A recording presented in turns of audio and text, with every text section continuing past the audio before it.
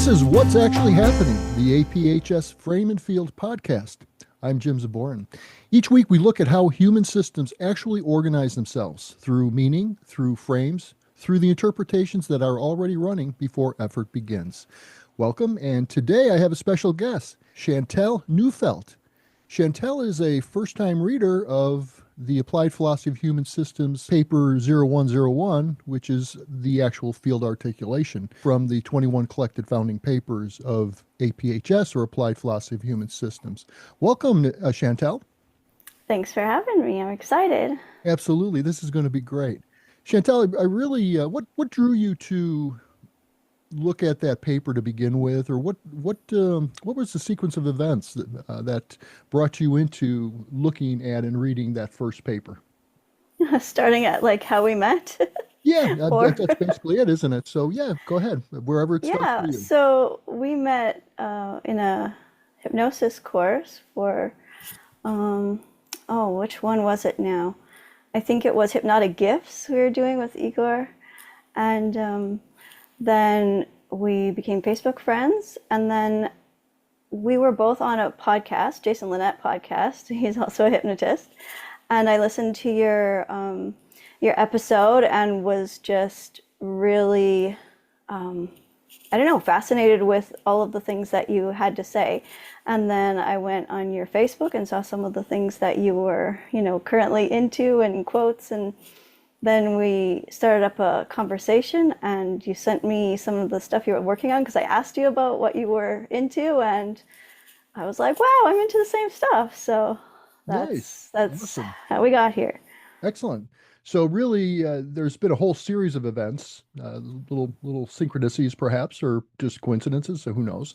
But a sequence of events, and it seems like the triggering thing that moved most directly to this was an interest in something I had said, or some things I had said on Jason's podcast.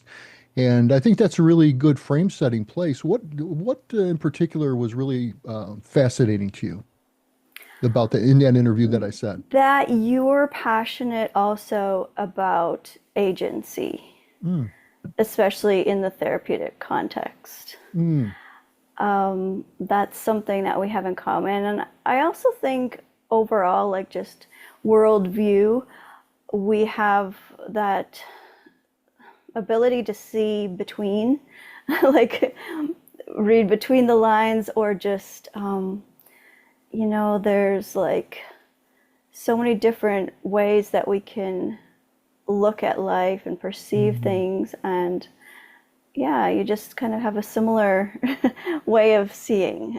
Absolutely. Excellent. And so I can see how you might be attracted to something like applied philosophy of human systems as something to investigate or look at.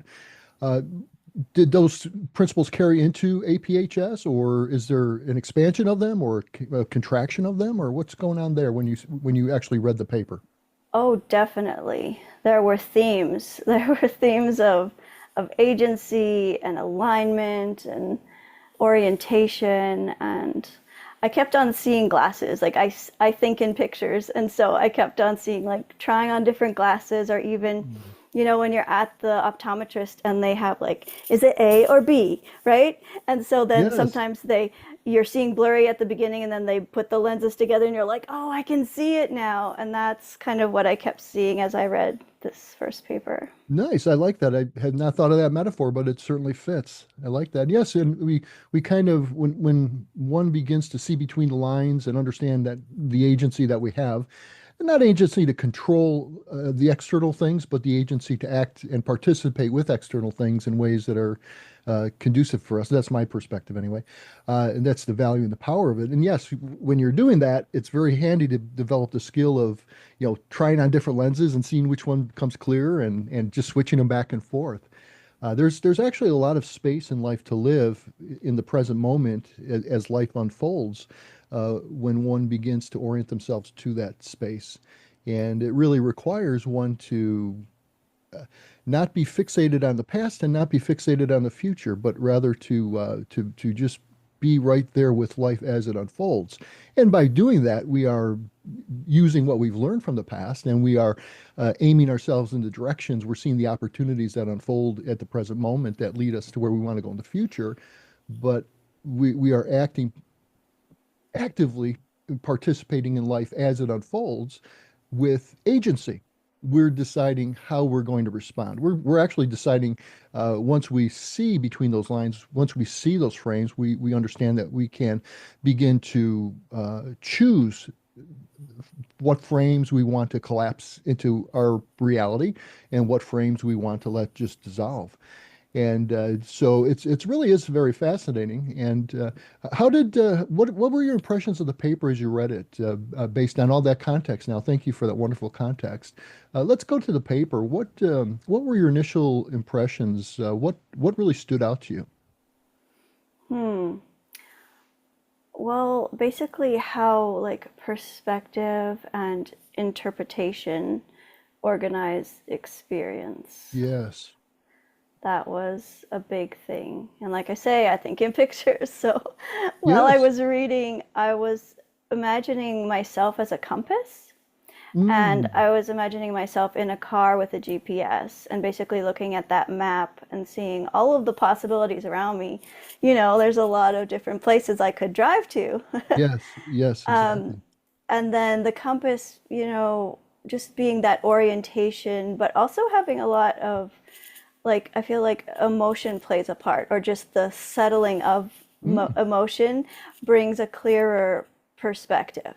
Yes, that the emotions are really, in my opinion, are kind of those lenses that get swung in front of your eyes. They Yeah. are a real part of what we as a system, you know, knows.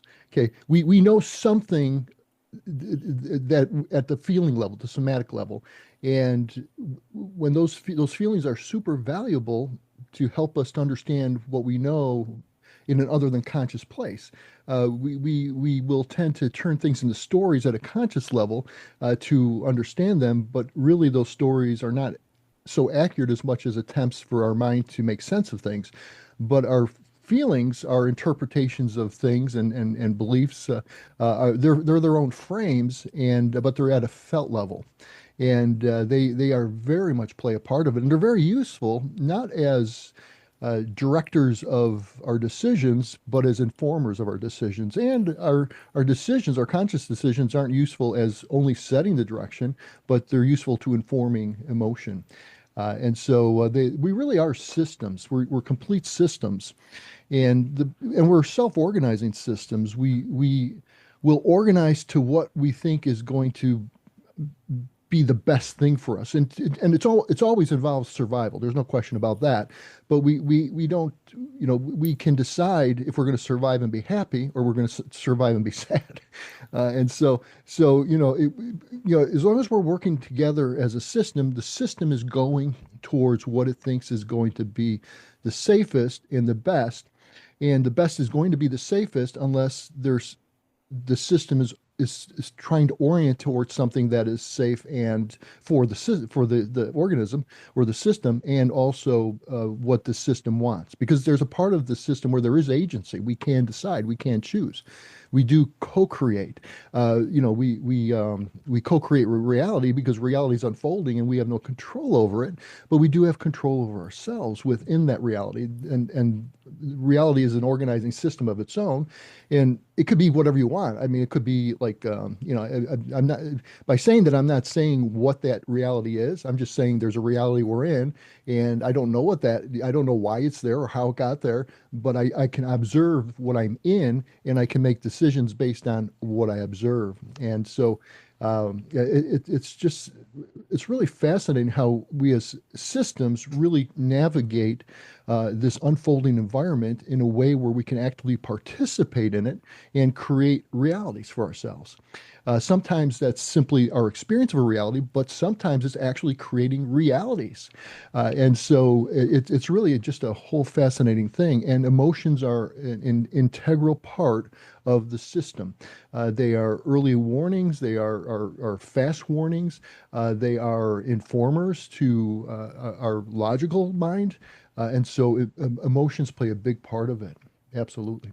Yeah, as you were talking, I was seeing like a snow globe representing emotions and like ones that shook up. And then I was seeing like, because I live in Canada and we have winter storms, like being in that car navigating during a winter storm, during a blizzard, right? And so often you have to, take shelter at a temporary place along the way. You can't reach your destination. You've got to pause, sleep on it, and then hopefully in the morning the blizzard will be clear and you can see clearer again. Well, yeah, absolutely. That's a great metaphor for it. And there's that quality of that shooken up storm, where it's not a problem to pause or to shelter. That's a part of the whole process. May not be what we Hmm. wanted. Yeah, no, like it wasn't the plan, but like the emotions being the helpful information and Yes. being able to ask yourself, what do I need in this moment? Yes, the system self-organizes and it organizes towards survival, but it does it based on the best that it knows. Okay. And a lot of Hmm. times it doesn't know the best. So Yeah, that's one thing. the weather forecast isn't always Yeah, correct. exactly, exactly. And so and I think that's where the APHS field is helpful. It doesn't really prescribe what outcomes should be, but it describes how it describes how we don't have to lock in on meanings and stick with a meaning and be stuck down that path. We can hold ambiguity a little bit. We can hold uncertainty a bit. We can hold not knowing, and we can still act with agency within that sometimes chaotic, always chaotic, but usually we order it more than what it actually is. But a chaotic environment. Like in the eye of the storm, in the eye Yeah, of a yeah, tornado. yeah, and Yeah. really, at some level, our entire lives, all of us are in that storm. Thankfully, our mind handles that storm, and we see things through frames. We have organized information based on, our Mhm. beliefs and our perspectives, and so it helps to organize chaotic information into meaningful, usable information. Although not always correct. In fact, usually it's not correct 100% at all. But sometimes it's useful. Yeah. It was so empowering to learn that I could reframe like the meanings that I've placed on past events. Yeah. And even sometimes I see it adapting or trying on new beliefs as experiments. I see it Sure. as Velcro. I Velcro a belief or to experiment with it to be like, huh, is this a more helpful than my past one? If so, then I'm gonna exchange these like with my Velcro, Yeah, keep the nice. helpful one and do away with the unhelpful one. Yeah, absolutely. I like that. And that there is a very accurate thing that a person can do. I think the hard part for people is sometimes they turn they turn the frame into a technique and it can be approached at that level, but really in APHS, I bring it to a deeper level where it's not really something we can change or shift. But what we can do is we can influence it. We influence it by meaning, we influence it by experience, and choosing what paths to go down. And so we can do these. I like the way you put that. We can do these we can use these frame experiments and kind of Velcro a frame on and see how it works. And they are that flexible once we realize it. And it's really a skill, and it's something that has to be developed and unfold for each individual person on their own. But it definitely does unfold once somebody begins to pay attention, to begin observing what's happening. And so I think that's really where APHS is uh, very it's a boundary that APHS really strives to hold. The it's not being coercive and not being interpretive for people about what they should choose, but rather it just gives them a position of being able to look at what's happening, and then they will just naturally choose what's best for themselves as a self-organizing system. So it really looks to open up options for people rather than limit them. And a lot of times when there are prescribed beliefs or sets of information that you have to make it work, it becomes more restrictive and then becomes its own frame that is, and really no frame is actually, in my opinion, valid or correct in an ultimate sense. There are frames that are useful or not useful, and there are frames that can get you where you want to go or will hold you back. But that's Yeah, for like there's no one size fits all. exactly. And even within our own lives, a frame is maybe completely 100% useful at one moment in our lives, and then it becomes unuseful at another moment. And so we really do, in a sense, want to get good at Velcroing frames on and off. But APH, what we do at APHS then is we look at how are we shifting frames, not as a technique, but what is in the environment and what is our positioning that allows us to just naturally shift those frames because those frames are shifting for everybody, whether they realize it or not. And so, really, what APHS is looking to do is looking to say, well, how is this shifting for people naturally? And how can we create those conditions so our frames can shift naturally in the direction we want them to go in? And so, agency is a huge part, and respect for every individual person's responsibility and for their own agency is very important to me. So, that was interesting that you picked that up. I like what you said or what you wrote in there about solutions implying closure and that orientation is ongoing. Yes. And That we was definitely need helpful. solutions. We need solutions every day. We need solutions on what to make for dinner, or we need solutions for, how to, not be, hit in a car accident by the car that's heading right towards us. We need solutions all day long.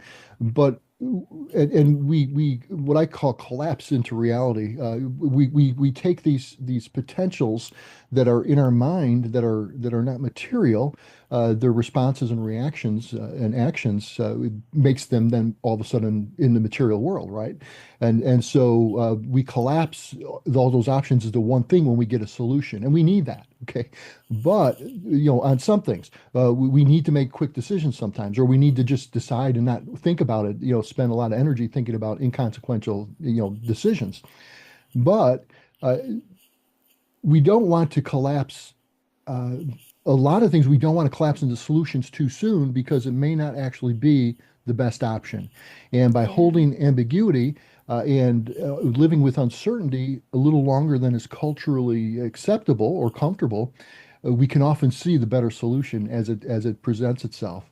Yeah, Oftentimes, that's the wisdom that the world needs now is yeah, absolutely, huge. because the polarity and everything is just not Yes. very helpful at the moment. Yes, that's a great observation and great application too. You're seeing all that polarity is because so many people have collapsed into particular viewpoints that there are points to their viewpoint and there are ways that their viewpoints don't match reality, but because they're living within that viewpoint, they don't see what is not helpful to them, and they start living out these viewpoints that really aren't them. That's the thing. Those viewpoints are really not them. They're one aspect of them, but they've collapsed it so solidly by needing some kind of certainty and not being willing to live with ambiguity. They collapse it into this direction that serves them at one level, but at another level, it completely puts them down a path that is not probably healthy. The the symbol I'm seeing in my mind right now is the yin yang symbol, but it's Mm, moving. It's like symbolizing energy moving.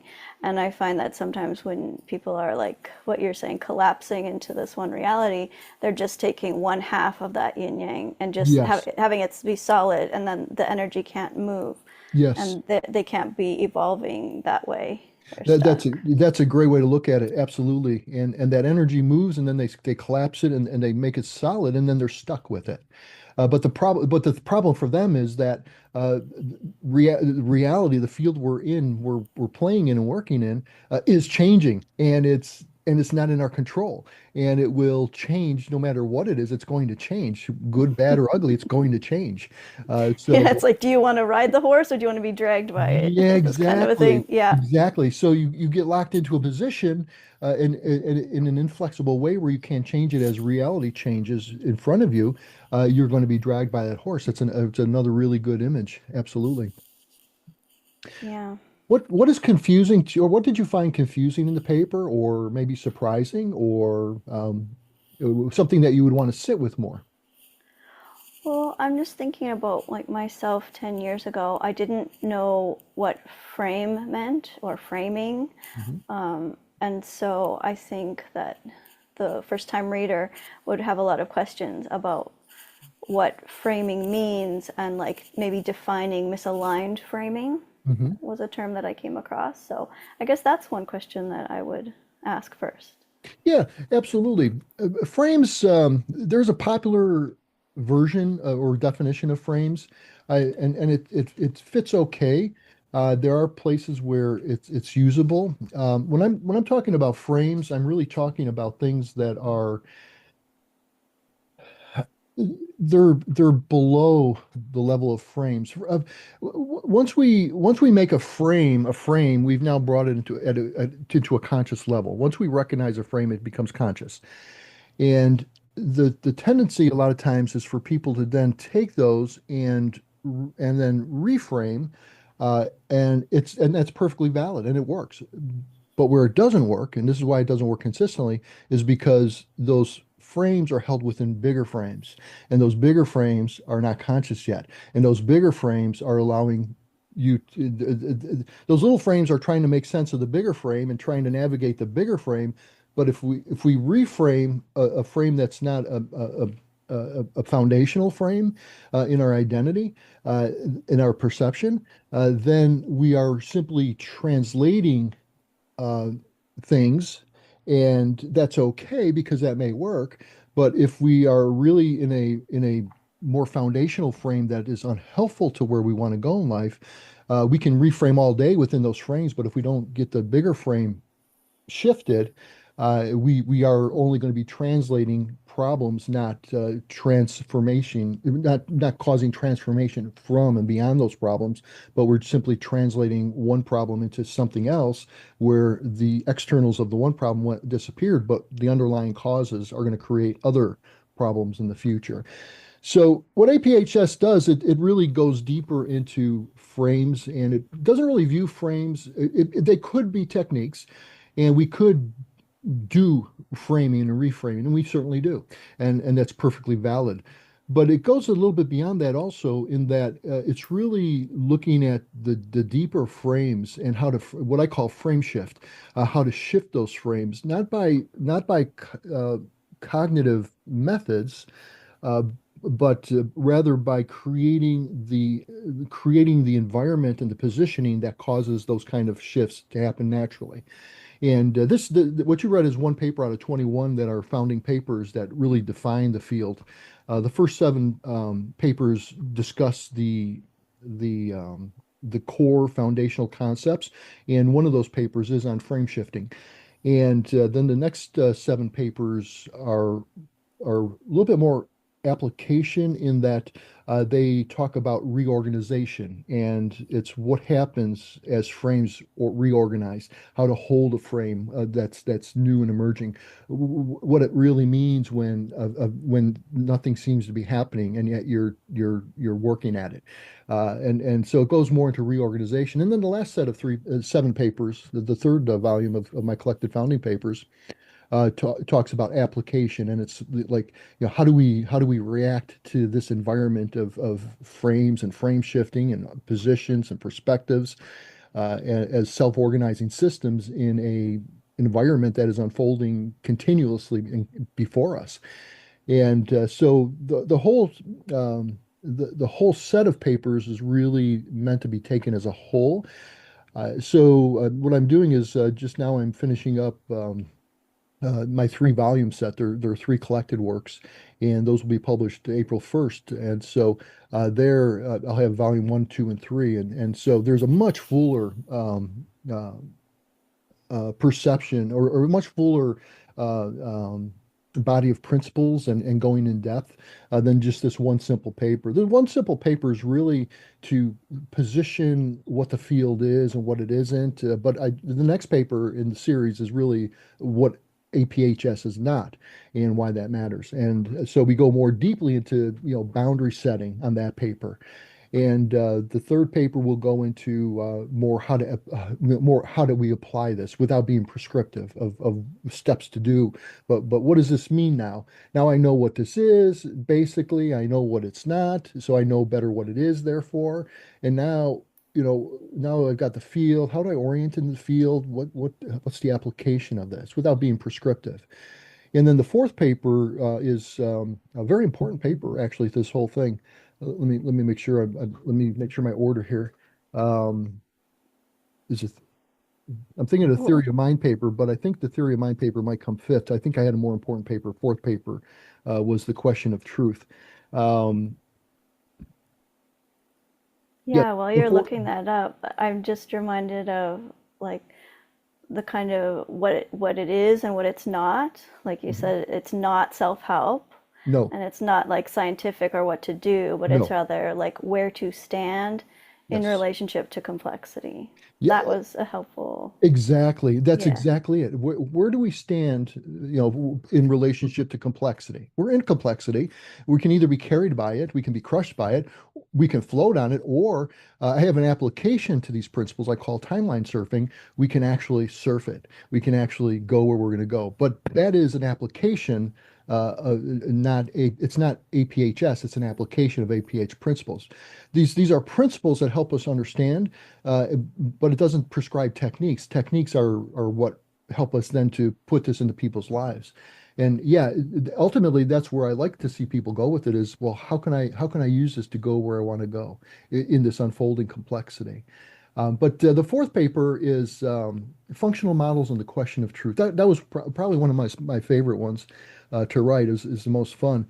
It goes back to story. It has a little parable in it, and the parable goes back 20 years. I thought of this, and I've used it many times since, but then I really developed it here, and it finally came and it finally emerged in a really nice form.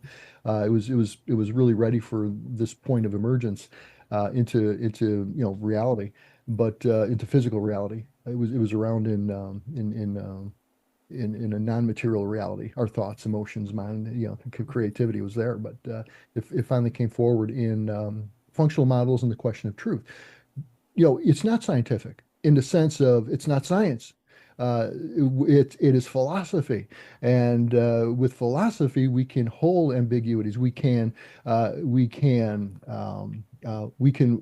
work without understanding structures, in a mechanical way. And this is definitely not science, although it should be supported by science, and it should make science more usable because it gives ways to use things that are discovered in science. It depends on your definition of science. Some people's definition is more religion and concrete, and other people's Yes, is like experimentation. yes, yes, exactly. And this field lends itself to all of those. It's not telling them how to do science, and it's not telling them what the science is. It's saying this is what's observed. Where did this come from? That's what you think. Hmm. This is what you did work on.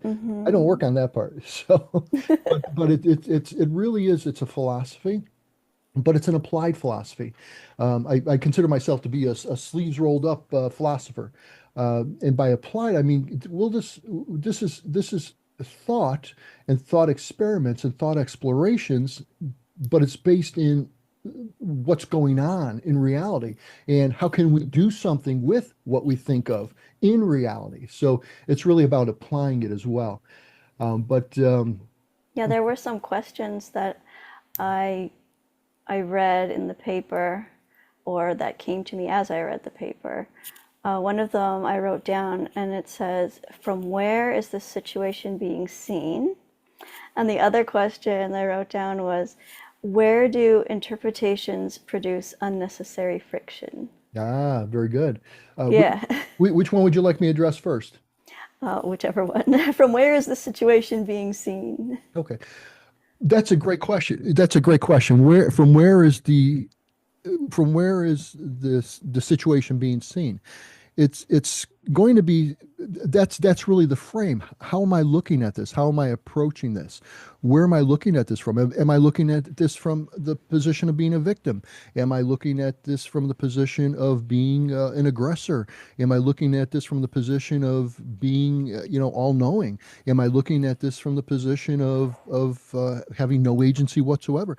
So really, the place to begin shifting naturally is begin noticing where one is.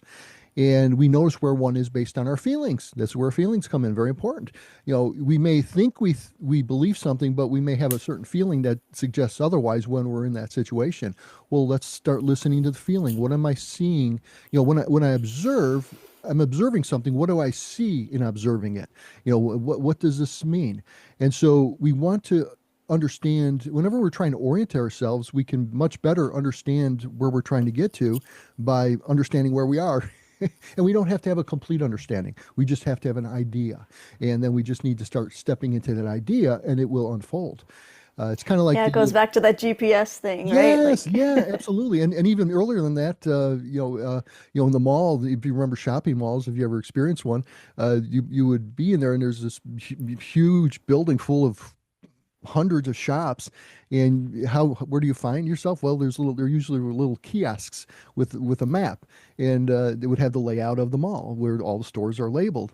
And the thing is, there was all be this little red dot or blue dot or green dot saying you are here.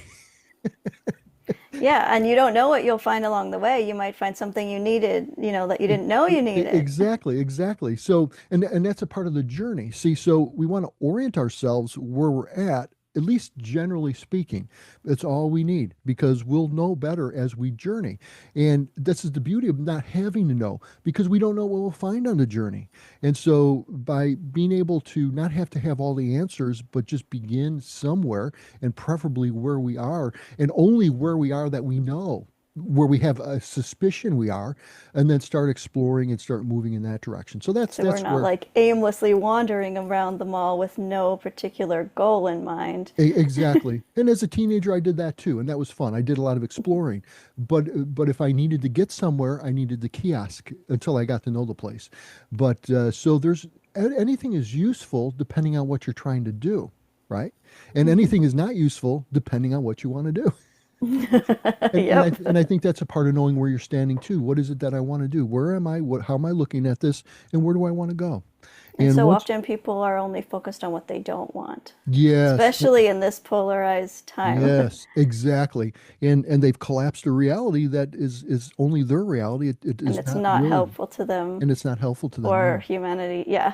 Yeah, I like exactly. how you can apply this paper to the individual, but also to the collective. Yes, the collective is a self-organizing system also, and it's made up of the individual self-organizing systems, the humans. And so we really are in an incredibly complex, unfolding, ever-changing scenario, but they operate with patterns that are predictable. And these are the models. And that's where my fourth book, Functional Models of the Question of Truth, is. We don't have to know the truth. We just have to understand the model. And the model is going to be a metaphor, probably. Well, But truth is subjective yeah, anyways, it, and it it's really just like is. there's my truth, there's their truth, there's yeah. Exactly, exactly. And that's not to say all truth is equally valid as others. There are better understandings and there are worse understandings. And so, But there's and no like one no, universal truth. exactly. So we don't have to undercover what the universal truth is. We just have to uncover what is our truth. That's from where we're looking at it right now. And then that can help us navigate more further. And then the second question was about friction. What was that again? It was where do interpretations produce unnecessary friction?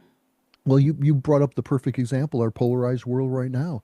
These are people who've interpreted things certain ways for good reason, either way. Either To be side has safe.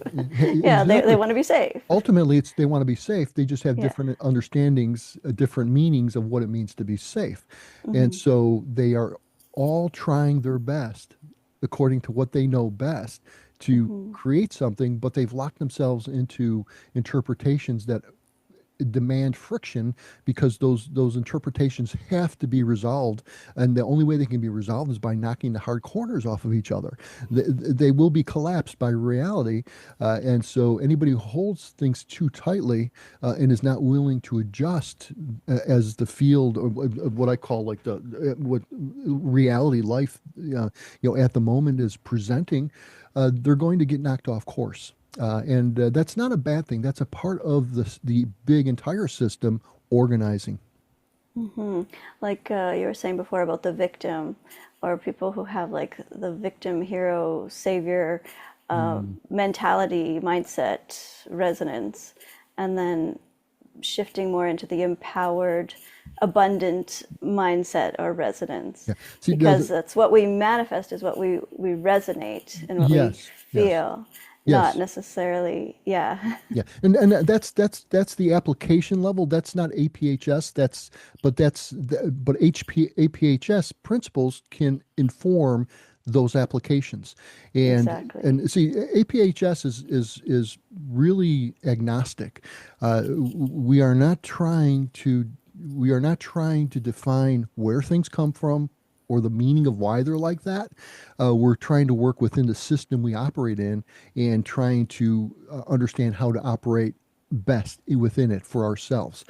And that's really important because maybe any of them could be true, maybe anyone's fault, who knows? And we don't have APHS doesn't have to say. Now that doesn't mean that it's not important to have your own idea, but then that becomes your own individual application, and it's not APHS. Yeah, so when I was thinking about the whole idea, like the paper that you wrote that I was reading, I saw this jar of the rocks, and then sand coming in between it, and like your philosophy as the sand. And then I saw it more as like water in a container with objects in there. Like the water being your philosophy. It's like the fill in the blanks. It's so close to subconscious instead of conscious, you know? Yes, good observation. Or even the air, the air that we breathe, like we're all using it. It's all happening under our nose, but how often do we take the time to actually think about the air we're breathing? Exactly. That's exactly what APHS is. It's really, what is the environment we're operating is that we don't really normally notice, but we're so immersed in it, it's like continuous, but we don't notice it. And that's exactly what it is. And I love your metaphor. It is like water in between the rocks, and everybody has their own rocks in their own jar, but the water can come in and give some perspective, and it doesn't even prescribe perspectives that one has to have. It defines them. And it can naturally reorganize the Yes, objects within the yes, container. yeah, it can, and you can stir it up, and you can swirl it around, and the objects can self-organize, based on weight and size and All things. sorts of things, yeah. Yeah. So this is really what I'm going for. And APHS really comes from decades of experience working with people, working with chaos, change, people changing within chaotic places and situations. And so it very much is an intuitive field, not that I invented, but that I just started noticing. And so my intuition really helped me notice a lot of things and tons of study, and informing my intuition, giving direction to it. But it is very much an intuitive or subconscious field. What I love about this field, it reminds me like human design has been very helpful, a lens for me to look through. Hmm. I'm not sure if you're familiar with the penta, but the penta is basically a bigger, like a collective, like a group of five people or more. Like, Okay.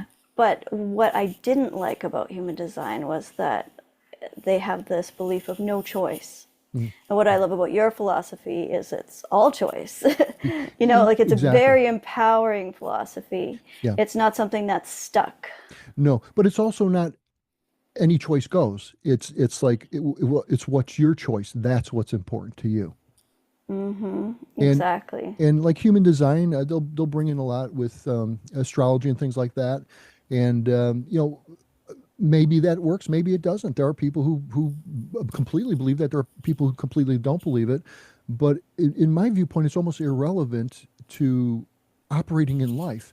And it's okay to hold to one belief or the other belief. It really, that will If give it's me, helpful to you or not. Like, yeah, yeah. exactly. But it doesn't change the system, because the system doesn't depend on answers as to how it got here or what it means that it's here. It simply says, okay, what is here? And what are the patterns, and how do I as a by assumption a creative agent within this environment, how can I work with that? And we're self-organizing systems, so it's like, okay, well, how can I create the situations where I don't have to work towards something, but where I will self-organize to it? And that's one of the strengths of APHS as well. And just knowing that we can co-create with life is Yes. empowering. Yes, it's very empowering, and it's very true. Life unfolds and it's participatory, and whether you think that it's like you're manifesting things, and you're bringing them to them, or whether you think it's just a resonance thing, and you're just noticing them because you're at the same frequency, and so now they're present. Those questions are left for other people, and ultimately for each individual person to decide what those mean. But the thing is, we are creating a reality from non-material things. We're creating material things, material reality from non-material reality, and not in a dualist sense, but in the sense of, okay, within ourselves, our own human system, our own instance of a human system, we are really operating at the level of ideas, of feelings, of creativity, of impressions, of thought, and none of those is material. And yet, when we do something that brings something into a material world, it all came from those places, always in some combinations of them. And so very much we are creating a physical reality. At least we're bringing things into physical reality from action resulting from internal things we've Like already created. kind of like we're creating what we see or we find what Yes, we look for, kind of like that yes, metaphor of the red car. If you're interested in buying a red car, then all of yes. a sudden you see red cars everywhere. Yes, yes, and see, that's like a nice example of why we're set up to do that way. That would be related to what we call the reticular activating system. Our brain is set up to notice things that we're focused on, and or make an impression on us, and because it considers that to be what's important. And so we can make applications to APS based in science. We can make it that work, but but now we can take that you know reticular activating system concept, and we could say, okay, well, this is what I'm trying to program. I'm trying to get myself, I'm trying to I want to know how I can work with this so that I can get myself organizing system to organize in that direction. You see, and now so we can start making applications because we know what we want to do. See, that's kind of the relationship between APHS as a field and then applications of the field. And because we want to apply it, and there are techniques that can help us apply it, but those are not the field. Those are things that use the field to understand what it is we're trying to do with it, and then we can create these tools to do that. And that's completely valid. But it's very much it's very much patterns and things um,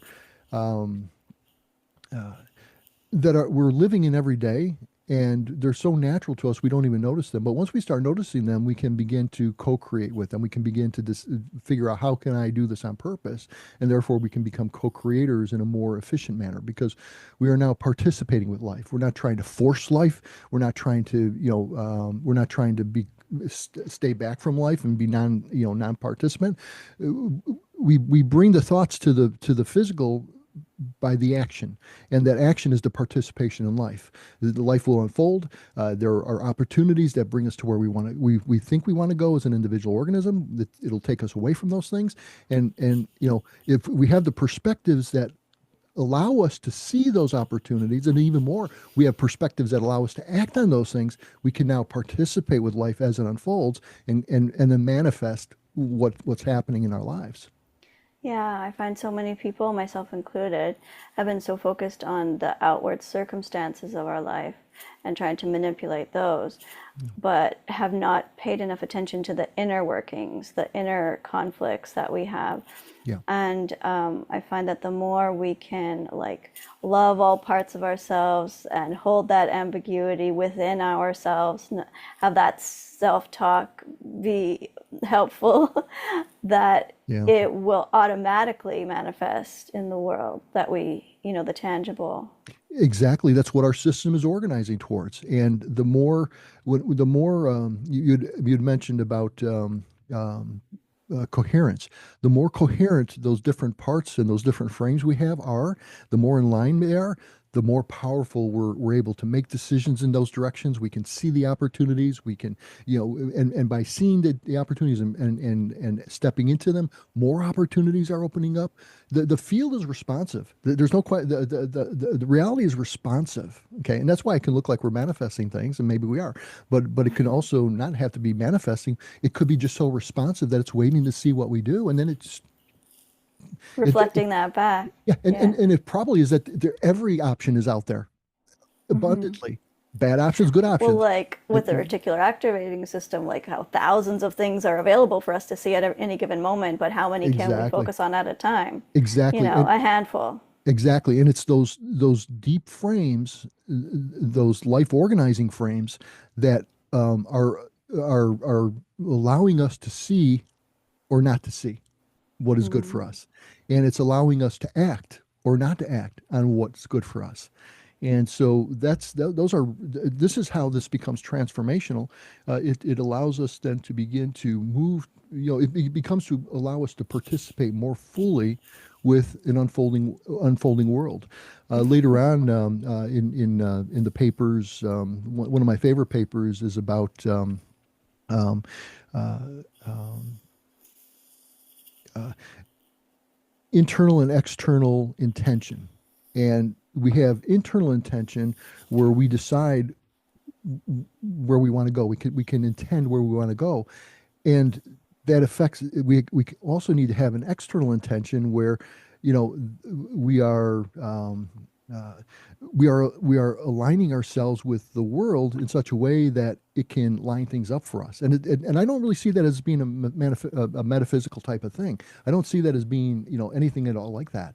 I think it's just such a participatory reality that it's really participating with us, and so we really create the reality because it's participating with us, and it's creating it based on how we're participating. Yeah, it depends on your definition of metaphysical. If the True. definition is anything we can't see, then we would be talking about the True. metaphysical. Yeah, I sometimes exactly. find it hard to find the right words when I'm talking about things that we can't see. But what you were talking about before, the picture that came to my mind was improv.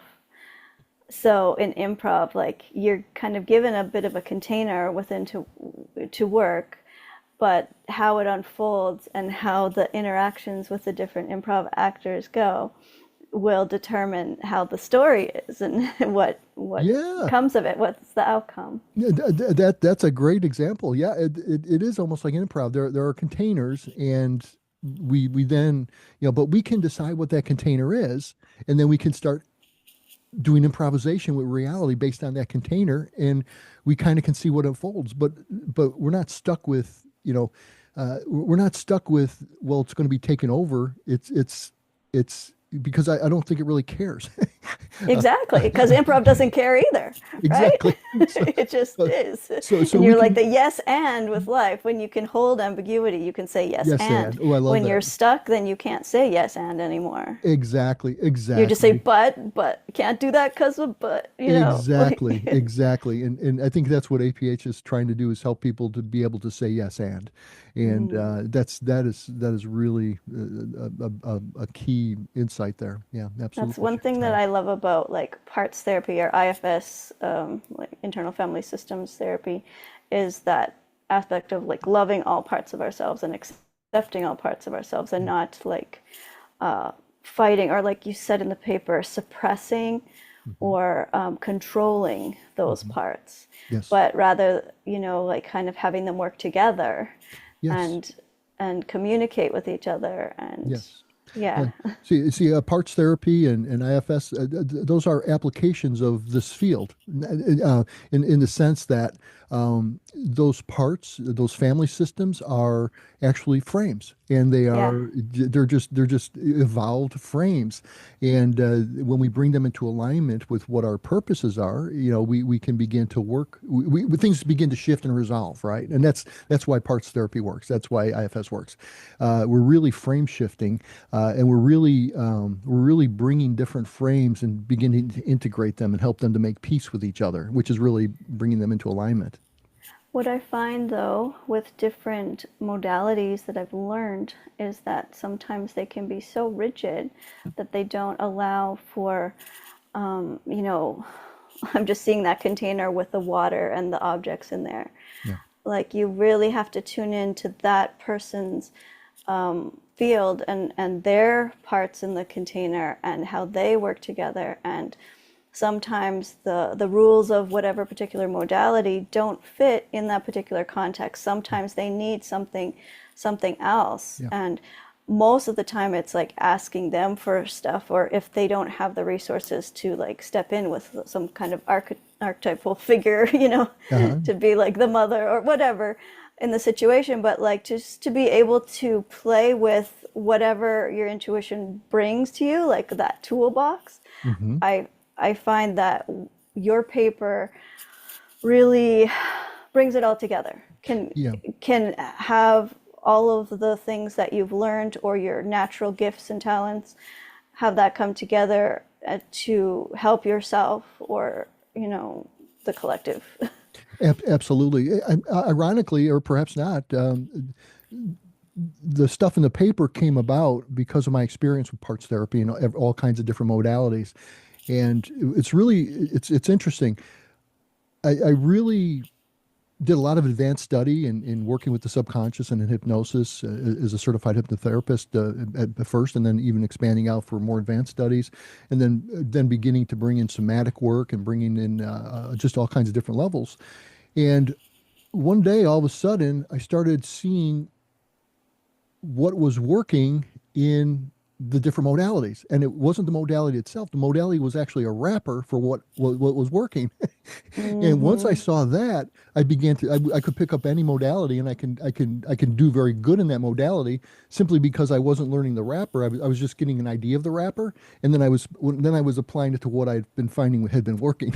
and, I'm and reminded now of what you posted on your Facebook that got me to connect with you, and it was this thing about your philosophy and then Dolores Cannon, like side by side. yes, Yeah. yes. Do you remember, or what stands out to you about that, Well, about I think posting that? I think that's well. Somebody asked me a question, what I think about Dolores Cannon, and I don't think Mm. anything about her.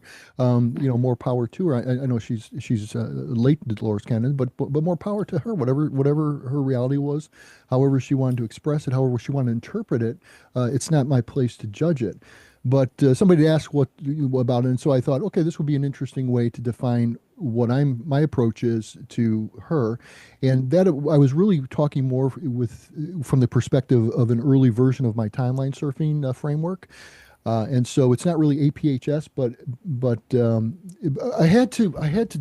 in order to better define my timeline surfing framework, I had to develop the field that it fit in, Hmm. oddly. And then once I developed the field, now I much better understand my timeline surfing. You But then can I also pinpoint it, yeah. exactly. So it's almost like it went in reverse. It was like, you know I had gotten some experience with some things. I started getting really good with the things. I started noticing patterns with the things. Then I started working with the patterns and wrapping in whatever wrapper I was trying to study. And then eventually I had my own wrapper. And then I was like, okay, things are wrapper, things are field. It's like all confused here. And then it's like, okay, I have to figure out the field. And then I figured out the field, and then now all of a sudden I've got other frameworks that are developing and sharper there. But with Dolores Cannon, I think that's a good study, that post for about her, in that I wasn't refuting her and I wasn't trying to say she was wrong. I don't know, and I have no reason to refute her. I was simply drawing distinctions between, what our perspectives or our frames were, to help to better inform people. There's no, obviously, in terms of, what I practice, you can tell which one I think is the better way to go because that's the model I think is better. But I don't make that claim because I don't know that it's better.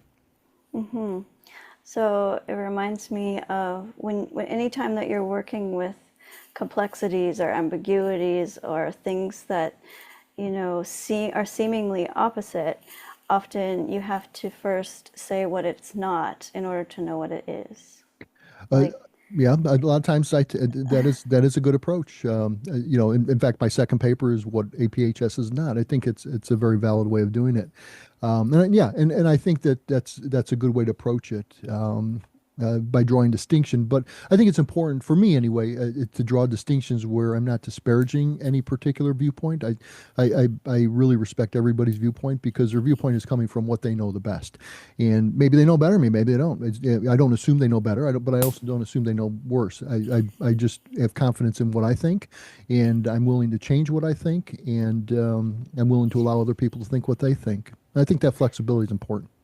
oh, 100% within yourself, like within your systems in your body and mind, but also in the collective, Mhm. to be able to be that flexible and not like so stuck on what used to work or what works for Yes. me works for everyone because Yes. that's like Exactly. so Exactly. ridiculous. Exactly. And the paper I published in the 21 papers and the three book collections of them, and I have monographs that I'm publishing.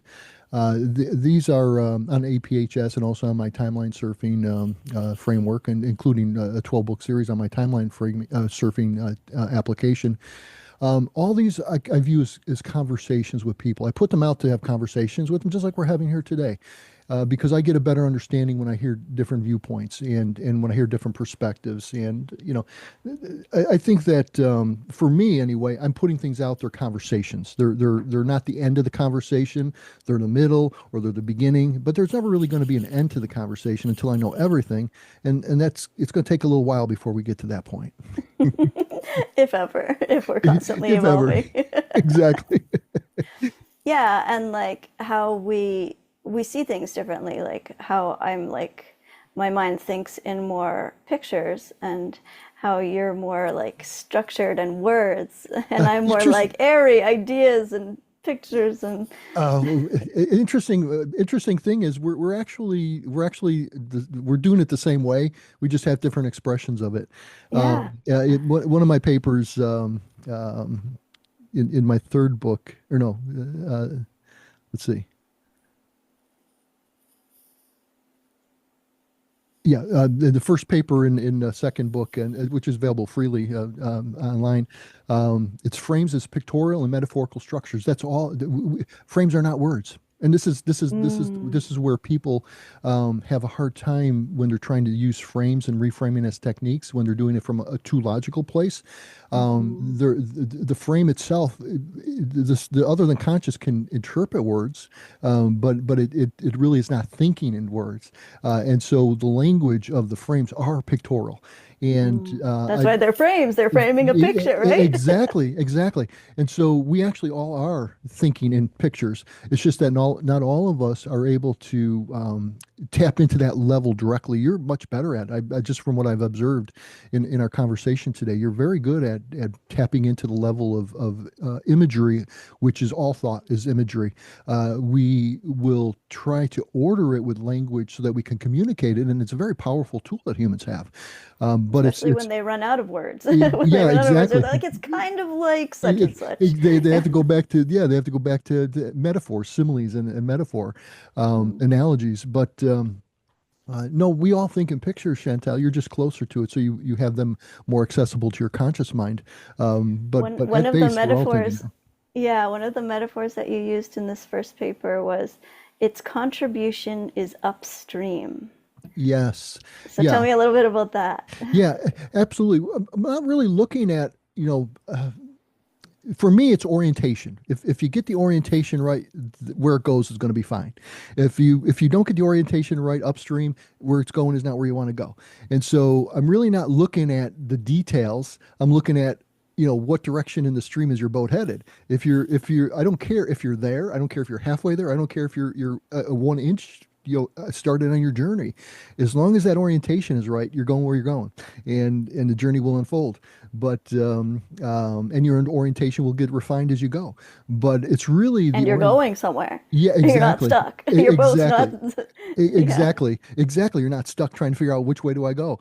You're just going some way. And even if you're going in the wrong way and you figure that out, at least you figured it out. You're going in the You're right way not eventually. anchored down by something or the other. Exactly. So really, for me, everything, the important place to look for me is the upstream for what to do. But then you have to look at what's going on to figure out what to do. But once you get the orientation, what direction is your mind going in, and what direction are your frames going in, and where are you starting from? What's not aligned? What needs to be aligned?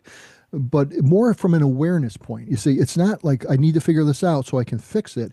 It's more I'm going to become aware of it, and my self organizing system self is going to work it out. Yeah, it reminds me a little bit of, sometimes when people say that they've hit a bit of a wall, right? So that's Mhm. a metaphor for whatever is in Yes. their way. Yes. Instead of trying to figure out how to knock down the wall or Yes. how to maneuver this wall, Right. it's more about becoming something that can get through the wall, whether it's water or Right. air or, Exactly. like somehow reorganizing Yeah. so that you can get past that wall or the wall comes Exactly. down on its own or, you know. Exactly, exactly. And that word, I'm hitting a wall. Okay, that is an external representation of the frame. It's actually how the person is organizing their situation internally, and they don't even realize it, but it's coming out in their words. David Groves with Clean Language was somebody I really enjoyed learning from in terms of things like that. But that hitting the wall is a valuable term when you start to look at, well, why, from what perspective am I looking at this? And then it's like, What okay, creates the wall? Or, yeah. exactly. What kind of wall is it impenetrable? Is it a foot high? Is it 30 feet high? Is it 10 feet wide? Is it 1,000 miles wide? When we start looking at, well, what kind of wall is that? We start understanding what we're picturing that problem as. If it's a very thin little wall, well, then I could probably, we realize I could probably knock this down, or I can probably jump over it. But if it's like 1,000 miles wide and 30 feet high, it's like, okay, this And is it's a going little to more complex. It's going to exactly. probably have some opposing parts within it. Yes. Exactly. And so, we then approach the problem. And when we're approaching that kind of problem, it's insurmountable. If so, and most problems aren't that. But we can represent themselves. We can represent those to ourselves in the frame we're using. And then the frame is expressed in the metaphor that we're using in our language. And that's why metaphors are so powerful. And with the right questions, then, the person themselves can reorganize their puzzle. Yes, Or, and the reorganizing it doesn't need to happen at a conscious level. yeah, Uh, like the water does it, right? Or exactly. You how just you orient your, what do you call it? The compass. yeah, It does it on its own. it just makes sense. It doesn't make sense not to do it any other way. When I got really good at hypnotherapy is when people were, you know, they they they no longer it's not that they changed their perception. They didn't change their behavior because their perception was redirected. What happened was they just understood it so differently that it wasn't even a thing anymore. It just didn't even make sense to do that anymore. Yeah, because humans always make the most helpful choice when they know what it is, like when it's available to them. Yeah. In fact, they always make the best choice that they can make, Yeah. even if it's not helpful. And when it's helpful, then they make that helpful choice. Yeah. So it's So really not that about was one of those Velcro things that I replaced the belief that everyone's doing the best they can with their level of consciousness yeah, absolutely, absolutely, versus the victim mindset, which is everyone's out to absolutely, get me or everyone's, got absolutely. since like sinister motive. Exactly. And there are people, and in fact, myself included, who have that view, but there's good reason why we had it, right? Yeah, But for but if sure. It's the but best choice that's keeping you safe at a at the certain time. at the And that's time, helping you. Yeah. at the time, but then, eventually it's not a good way to do it anymore with a different Or environment. there can be some balance there with those two Well, beliefs too. exactly. And In the so moment, right? exactly. And so we're all doing the very best we can. And so what we really want to do though is we want to get better at at what we lock in as our beliefs, but we can't choose constantly what we believe, but we can choose to hold ambiguity and allow things to unfold, and then naturally, our beliefs are shaped by that, and we can velcro on helpful beliefs, or really assumptions. Experiments. Experiments, exactly. That's a powerful way to live life, is to experiment. And if we approach things as experiments, we're not locked into a certain outcome or a certain understanding, and we can just see what happens. And that very much is the APHS spirit. Yeah, well, I think that was all of the, you know, notes or ideas that I Excellent. had come up with. Well, we're just a little bit over an hour now, so it's actually perfect, Chantel. Thank you very much for joining me today. Thank you for reading the paper, and thank you for interacting and joining the conversation. It was very illuminating for me to hear your perspectives and some of your questions. And hope to have you read some other papers and join us again as a first read guest, so we can look at other papers as well. Yeah, I would love to. It's very refreshing to talk with somebody who is able to hold ambiguity because not everybody is yet. Well, that's the thing, and life is ambiguity, but it's we're culturally trained not to fear it, and there's really nothing to fear at all. Yes. Chantel, thank you so much for spending this hour with me discussing these topics. I love these topics. I can tell you do too, and I really enjoyed your metaphors, and I enjoyed your quick access to metaphors and pictures. I think that's a really nice place to be in life, and so very intuitive, and I like that. But thank you very much for joining us, Chantel. Any last words you want to say? Or? No, I can't think of All anything righty. Very smart good. at the moment. Well, very good. Thank you. And to our audience, thanks for listening to What's Actually Happening. The founding papers of Applied Philosophy of Human Systems are available at aphsfield.com. aphsfield.com. It includes everything we discussed today. And next week, we're going to continue our conversations in APHS, Applied Philosophy of Human Systems. Until then, see what you notice.